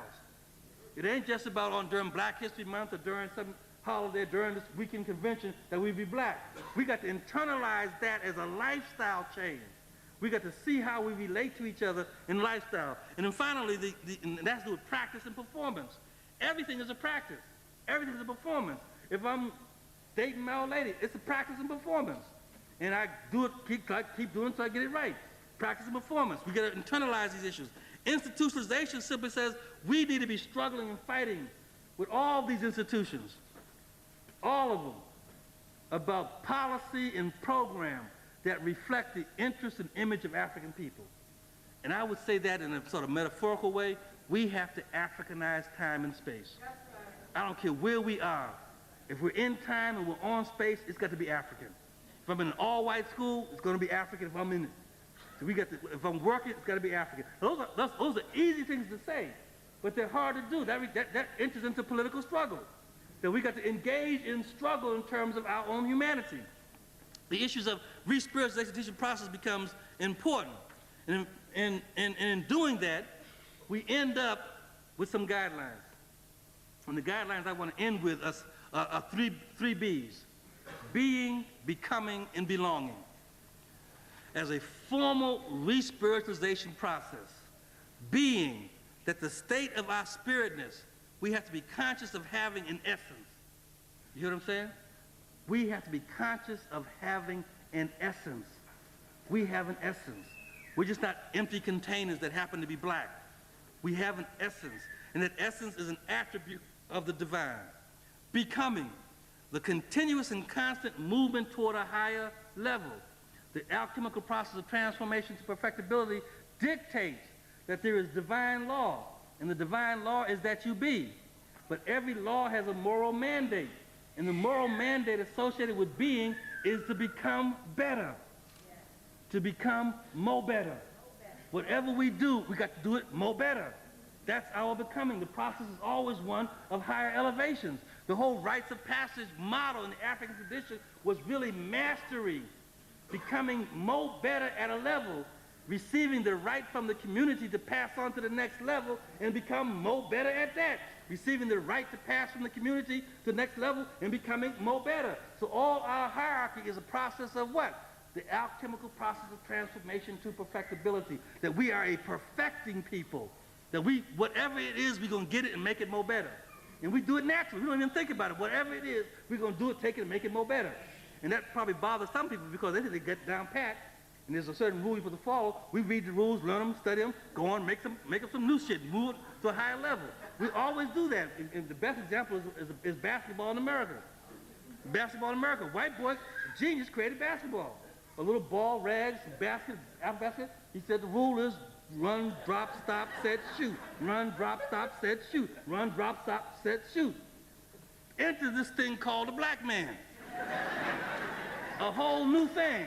Brother says, run, drop, stop, set, shoot. Does it one time. And then he says, and on my back, over my back. Throw the ball. And let me give you a concept for educators. The brothers would shoot the ball and walk away without looking at it. It's a concept called anticipatory excellence. Anticipatory excellence. Our children use it all the time. Once they have achieved what? More better. They know they can be at the, what's his brother, Dion, 10 miles outside of the goal line, start skipping and running with the football, ain't even got near the end zone, and he already knows he's going to make the touchdown. Throws the basketball, knows he's going to make the basketball. Well, why can't we do that with a physics problem?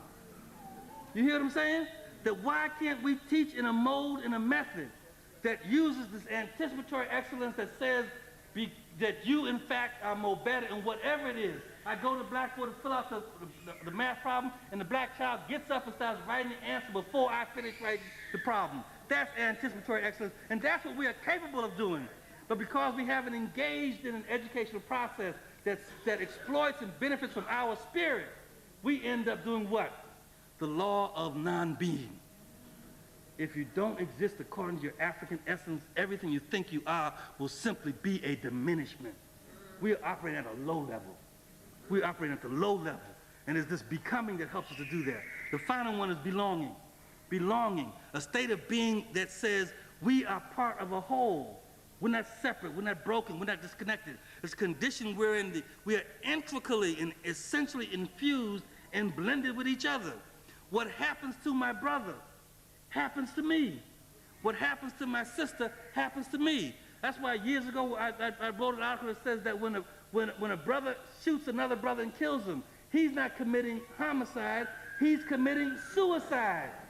The extension of us into each other, the diminishing destruction of one of us, is a diminishment and destruction of all of us. We have to see that interconnection. That's the belonging. It is in that process of belonging that we can then now engage in physics. We can engage in physics.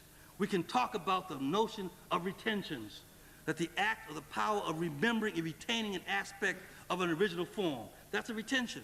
And there are retentions in us. Black music is a retention. The way we worship in the church is a retention. The protocols of eldership are retentions. Our dietary habits and our cooking style are retentions, except when we get into the fresh water.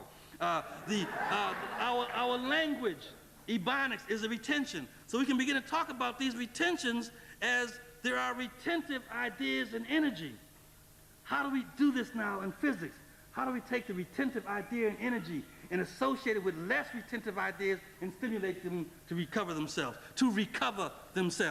There are residuals. I'm in physics now. There are residuals. The act of power that constitutes the remainder of the original form, a residual. There are many things that we as African people have that are residual. They are the remainder of the original form. We didn't lose our minds simply because we were stolen and taken across the Middle Passage. We had things in us that were the retentions. In the United States, we took the lights and they borrowed me, it's time to go home. Is that what that means here? See, I'm real clear about signs and symbols. See, so if you blinking the light, it means drink up, last call, and get out. I'm almost through, and I apologize, but I got to finish this up. The residual is in fact the remainder of an original form. There are original African forms that we can see residuals of in our day-to-day practice. The hands up in church. Get happy in church, and people raise their hands, not shouting. What is this but the sign of Ka? The sign of Ka. It is a residual. The almighty look that your mama gave you when you did wrong and you sort of straightened up your back. Think about it. Her look stimulated Ma'at. Her look stimulated Ma'at. That's a residual. All the child rearing practices that we see that are traditional child rearing practices are residuals. The double crossing in ancient Kemet of burying Pharaoh with hands across the chest. Today we bury our people like this. Think about this deep thought.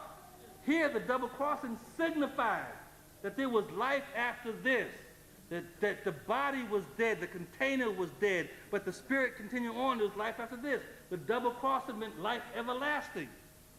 What did our young people do when they began the rap phase and they walked out on the stage?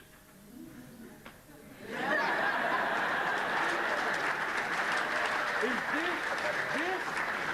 see, these are residuals.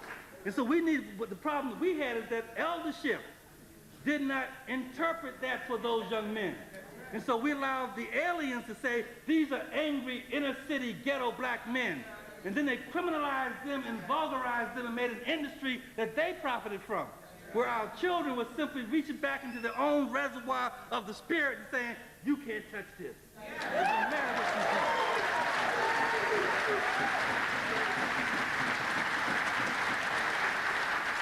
Then in this,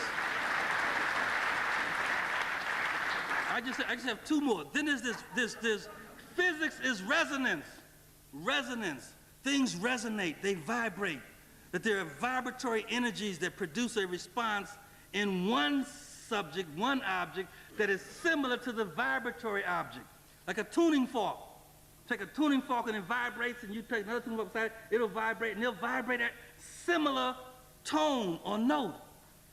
If you take an African man or an African woman who are vibrating at their Africanness and simply put them around other Africans, we will begin to vibrate the same way.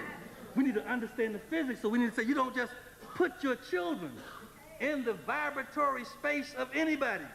You have to begin to understand the physics of development. That if I am vibrating as an African, I want to associate you with my vibration, because I will begin to sing the same song. But if I am connected to someone else or placed with somebody else, I will vibrate at their realm. That, in fact, male and female are simply different vibratory manifestations of energy. And we need to understand that, because it is that maleness and femaleness that comes together in complementarity that creates a vibration that represents humanity. That has some rule for us in terms of what we allow and what we don't allow. This resonance then becomes important, because there are vibrations that we can begin to look at. The black woman's neck is a vibratory energy. You know, when brothers do wrong, the sister says, "Oh, this so." We can't do it. And that's okay. That's okay. We should not be able to do it. There is a difference. You see, but that movement of the black woman's neck causes a like vibration in black men. Let me show you what I mean. When we do wrong, normally, we get the vibration. Normally it goes like this. Sister comes with her hand on her hip, her left foot forward, and she begins to talk with her head moving. And if you read the resonance, the vibration, she's saying a couple of things. This is the sign of what the Masons call the Mason square. It was the third virtue of Ma'at, righteousness. This sign is sign of righteousness. So Sister Dow has her hand on her hip, representing the problem here is a question of right conduct. We never read it that way. We just thought that way. And then she has her left foot forward. The left foot forward is a sign that signifies in ancient Kemet Pharaoh's responsibility for stamping out evil. Stamping out evil, the left foot also signifies the ancients' knowledge of that the left side of the body is controlled by the right side of the brain, the right side of the brain is controlled by the left side of the body, vice versa, and so that it is the right side of the brain that is responsible for a holistic, comprehensive, artistic conception and perception of all. Sister's saying the problem here is one of right conduct, and I'm checking out everything, and then she proceeds to remind us of something. She moves her neck back and forward. And the ancients tell us that the man is the head of the house. Y'all go to University of London, Stanford, anywhere, come back talking about you liberated. No, your man is the head of the house. And the woman is the neck that turns the head. Thank you.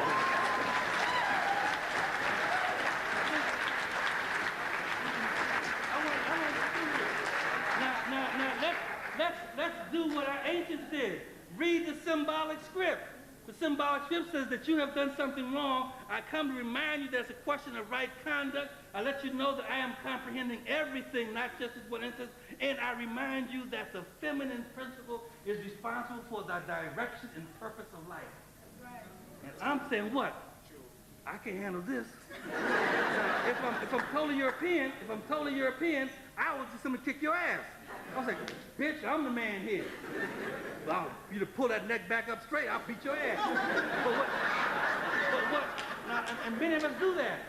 But what typically happens when we are in our own spirit is that the brother will look at the sister and he'll say, oh, baby, come on.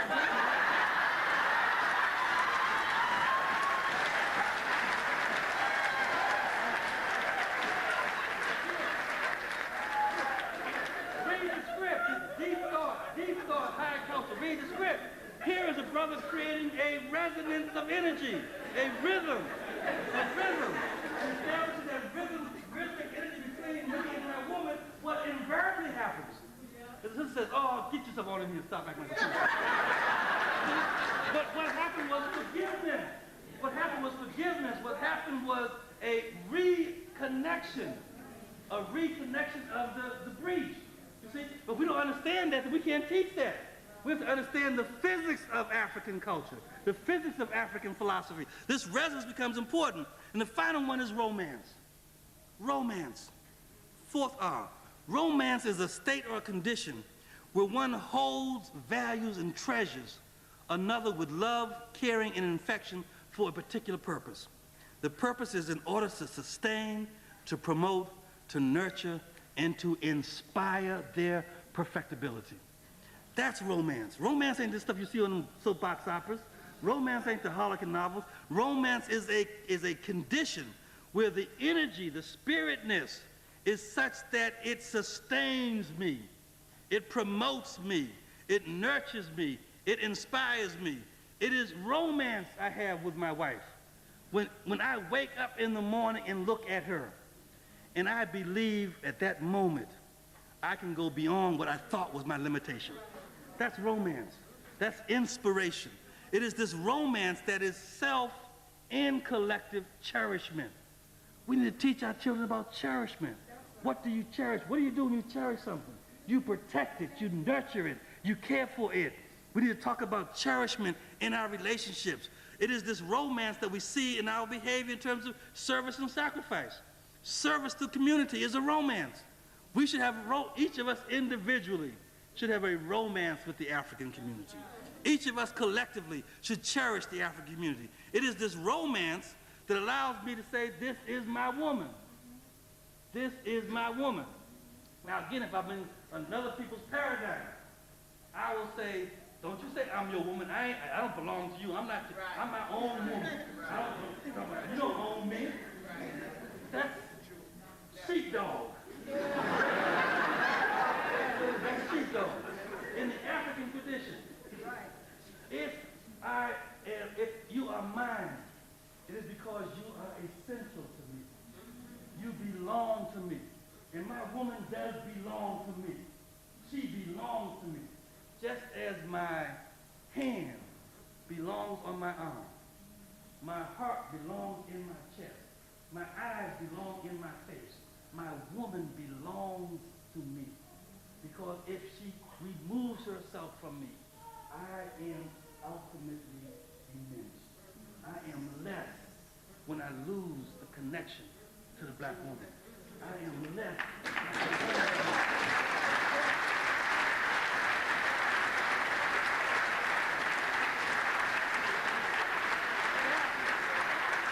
That is romance. That is romance. Young black boys need to know that if they mistreat black women, it's like plucking out your eye. Young black boys need to know that if they mistreat their women, it's like cutting off your arm. It's like pulling out your heart, that you cannot exist without that cherishment and romance with your woman. So if you use the term, this is my woman, don't use it unless you understand what it means.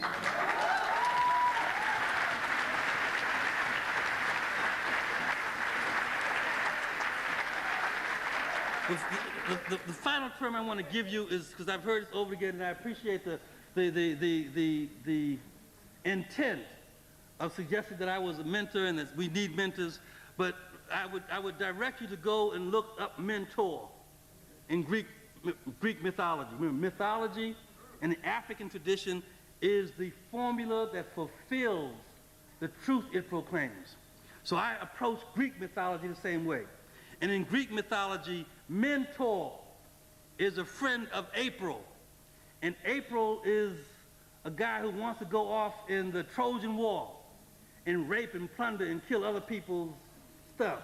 So he asked his buddy, Mentor, to stay and take care of his son and his family, because that culture was such that the man, April, knew the moment he left, someone was going to do with his family what he planned to do to someone else's family. So he asked his buddy Mentor to stay and take care of and protect his family. My reading of that says that Mentor is an accomplice to death and destruction. So I don't want that associated with our responsibility. I'm not a mentor. But in the Amhara people of East Africa, there's a concept called Jegna, J-E-G-N-A, Jegna. And Jegna are those special people who have been tested in struggle and battle. They have been tested in struggle and battle. They demonstrated extraordinary and unusual fearlessness in the face of the enemy. They have determination and courage in protecting the people, the land, and the culture. They show diligence and dedication to their people, and they always produce exceptionally high quality work. Finally, the Jegna is dedicated to the protection, the defense, the nurturance, and the development of the young. And they're dedicated to the young by advancing our people, our place, and our culture. It is my hope that we will now begin to see that there's a role for the Jegna, that we need to have Jegnas in our community. We need to have those men and women who are dedicated to the protection, the nurturance, the development of the young by protecting the place, the people, and the culture. In doing that, we will reproduce. We're doing all of this, not just the Jegna. In doing all of this that I've suggested, we can reproduce what we know how to do, which is to perfect human beings. Because it is our way that allowed us to do Sankofa. And in doing Sankofa, we were able to define the attributes that are important in practice.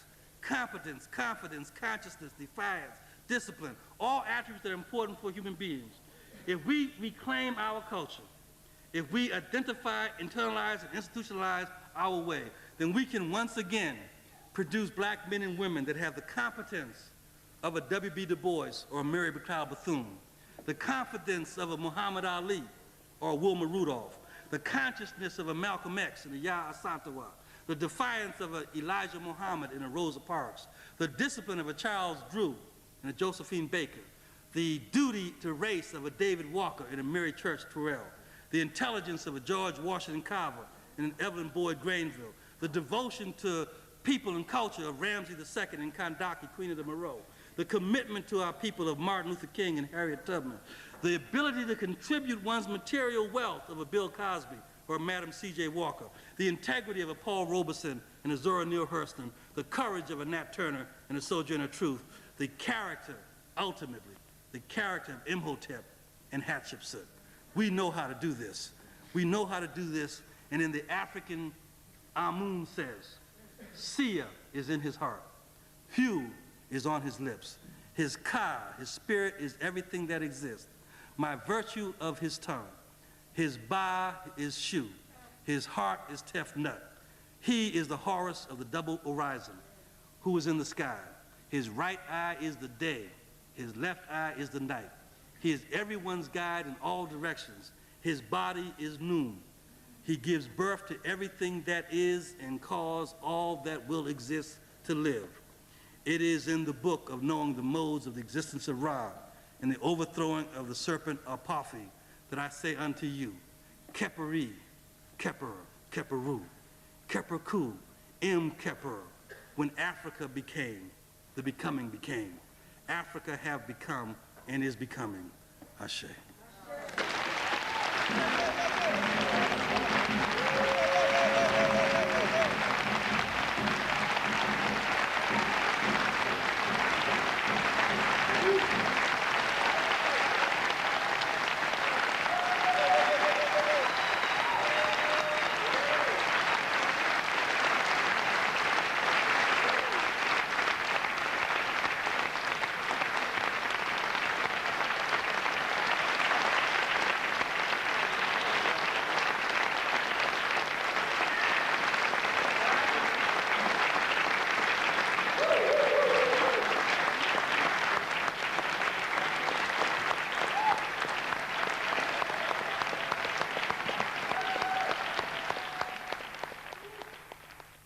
I was being influenced by social forces that they couldn't even touch, couldn't even understand. Mom, Dad, if you don't know our history, you don't know who we are or what to do.